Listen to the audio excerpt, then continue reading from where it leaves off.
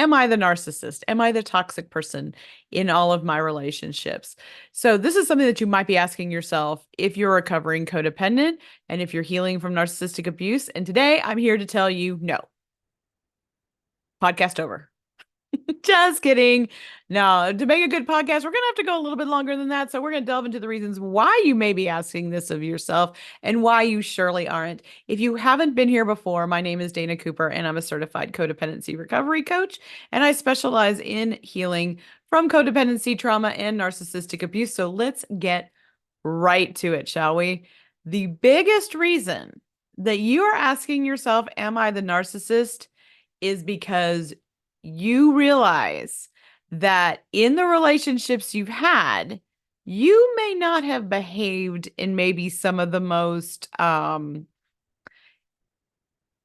know, up and up ways. Like you may have, acted out of anger.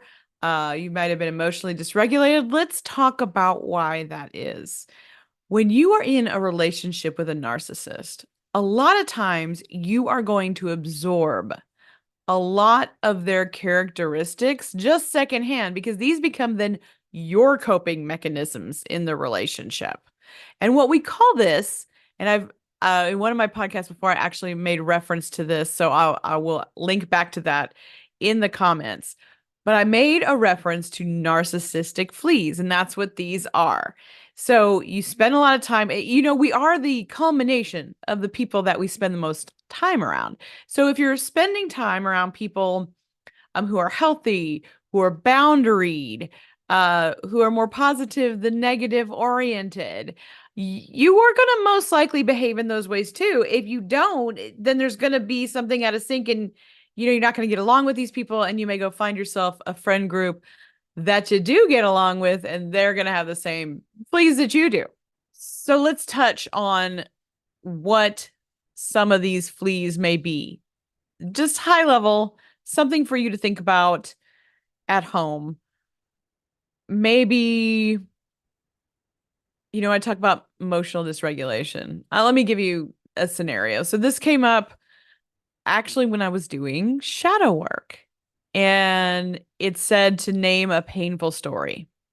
So I had this story about when I transferred to Oklahoma State, and I had done that because of a guy.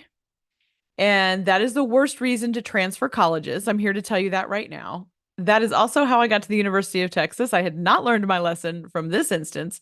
We got there, and about a month after getting there, out of nowhere, the guy started acting cold and just out of character and just cold dumped me, just out of the blue.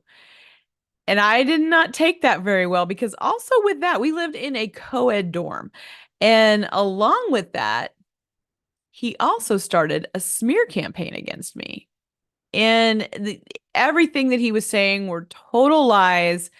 It made it hard for me to live there. I lost a majority of my friends, which of course I had known through him because he was there before me.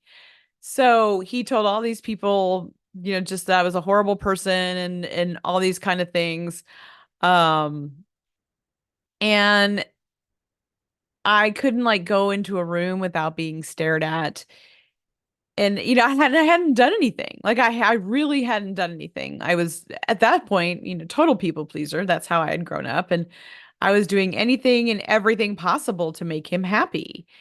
And one night we were out at a local bar drinking and drinking quite heavily. And I think at some point the emotional dysregulation took over.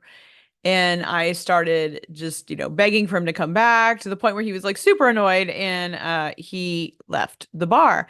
Now, all the bars that were in Stillwater, Oklahoma at the time were within walking distance to the college. So I don't know what it's like today. I know Eskimo Joe's probably still is.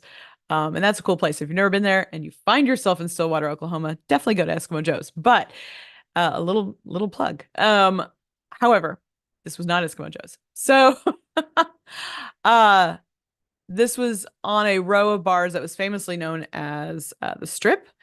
And I took off after him. We were walking back, and I was screaming and begging at the top of my lungs to the point where I remember like being on my knees in the middle of the sidewalk watching him walk away, and I was screaming and crying. And wow, it doesn't faze me now to tell that story, but that's super embarrassing and super painful.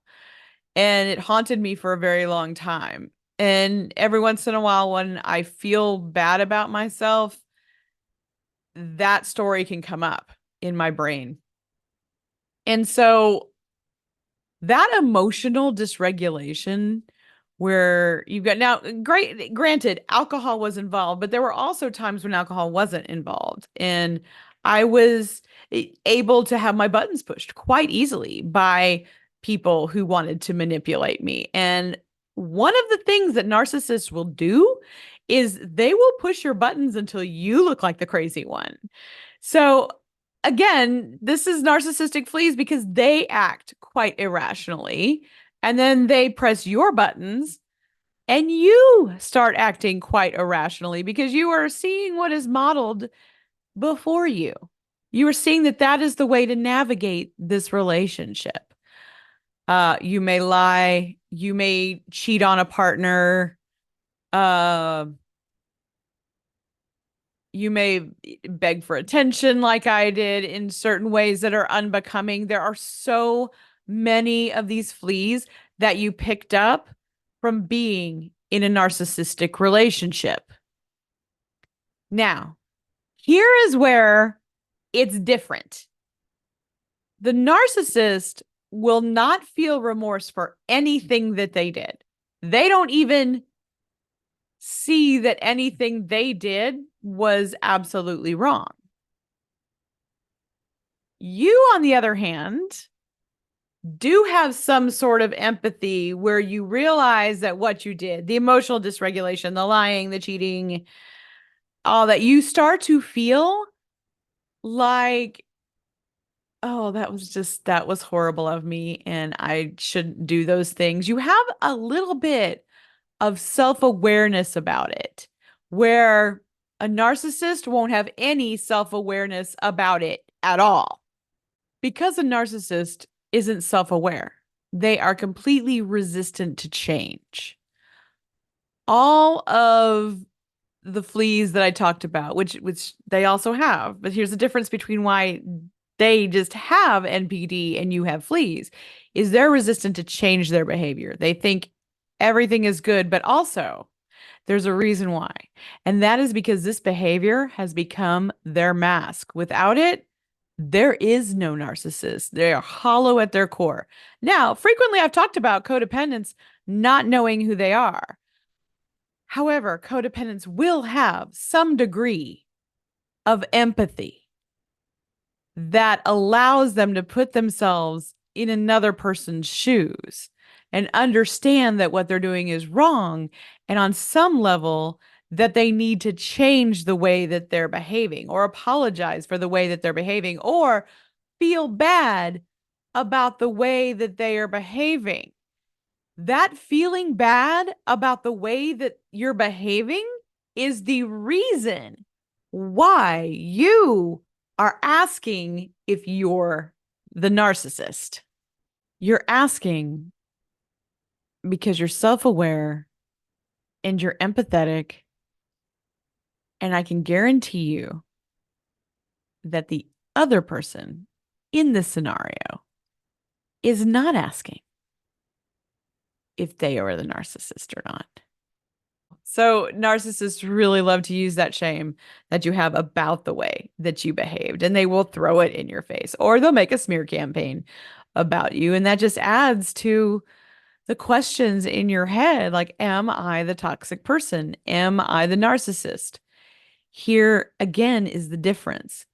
If you actively are working on yourself and doing better, you're becoming more emotionally regulated. You understand that outbursts like that need to be handled. You know, your emotions that get that intense need to be handled in a more constructive way, in a different way. I'm not saying don't absolutely feel all your emotions, However, getting drunk in public and kneeling down on the street and yelling at the top of your lungs is not the way to handle that. But if you are working on these things and you're working on bettering yourself as a person, you are not the narcissist. It may feel like it sometimes.